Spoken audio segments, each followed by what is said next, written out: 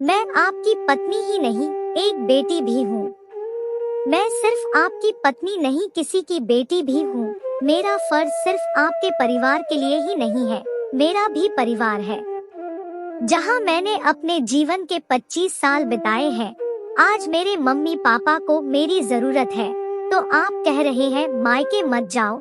साल भर में कुछ ही दिनों के लिए ही मैं अपने मायके जाती हूँ, वो भी आपको अच्छा नहीं लगता, मगर अब मैं नहीं रुकने वाली। सुरभि के मुंह से ये शब्द सुनकर उसका पति विनय चुप हो गया और सुरभि ने अपना बैग पैक कर लिया।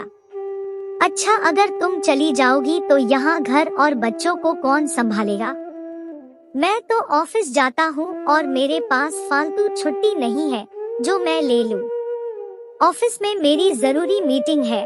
विनय ने सुरभि को रोकना चाहा, तभी घर की घंटी बजती है। दरवाजा खोलते ही विनय चौंक जाता है।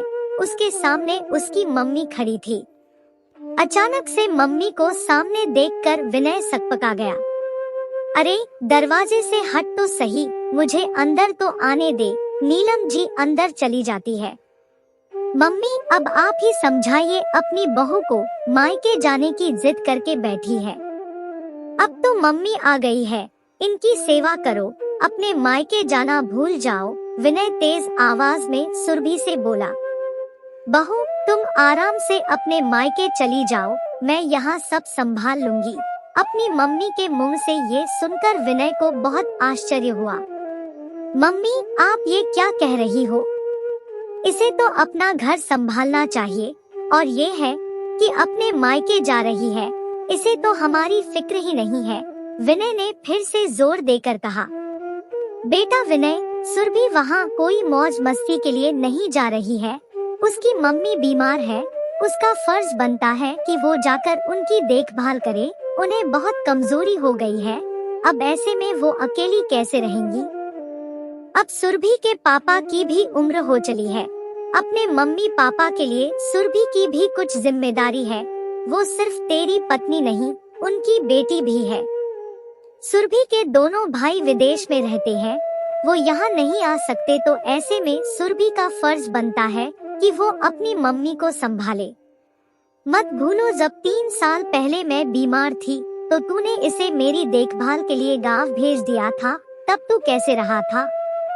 बच्चों को भी तूने संभाल लिया था।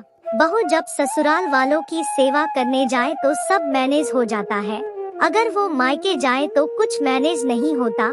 तब तो तेरे बच्चे भी छोटे थे, तब तूने कैसे घर, बच्चे, ऑफिस, स्कूल सब एक साथ संभाल लिया था, तो अब क्यों नहीं संभाल सकता?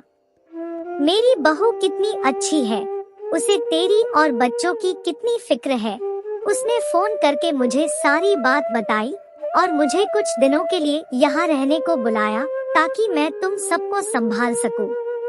मम्मी, पर आप इतना सब नहीं कर पाओगी, विनय बोला। नीलम जी हंसने लगी। मैं सब संभाल लूंगी, फिर तेरे घर का काम ही कितना है।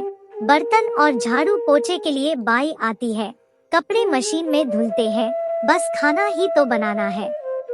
बहू, तुम अपने मायके जाओ और अपना बेटी होने का फर्ज निभाओ।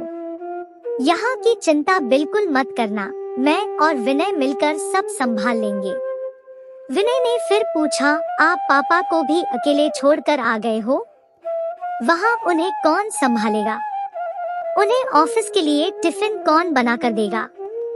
तू चिंता मत कर, तेरी बड़ी बहन है, उसी ने मुझे भेजा है, फिर उसका ससुराल पास में ही है, वो खाना भी भेज देगी और तेरे पापा को भी संभाल लेगी। अभी सुरभि को मेरी जरूरत है, अब तू भी मना मत कर, इसे खुशी से इसका फर्ज निभाने दे। दोनों सास बहू एक दूसरे को देखकर मुस्कुरा रही थी। दोनों की आंखों में एक दूसरे के लिए इज्जत और प्यार था। तभी सुरभि ने नीलम जी से कहा, मम्मी, आपने मुझे और मेरी भावनाओं को समझा, इसके लिए मैं आपकी बहुत आभारी हूँ। आपने इन्हें समझाया, ये तो पति होकर भी पत्नी का दर्द नहीं समझ पाए। आपका आशीर्वाद हमेशा मुझ पर बना रहे। विनय समझ गया और उसने सुरभि को ट्रेन में बिठा दिया। जाते समय सुरभि से कहा, जब मम्मी जी बिल्कुल ठीक हो जाए तभी आराम से आना। मुझे माफ कर देना। मैंने हमेशा अपने और अपने परिवार के बारे में सोचा। तुम्हारी अपने मायके की तरफ भी तो कोई जिम्मेदारी है। बेटी हो तो क्या हुआ, तुम्हें भी तो अपने मम्मी पापा की सेवा करनी चाहिए। अपने पति के मुंह से ये बातें सुनकर सुरभि का मन हल्का हो गया था।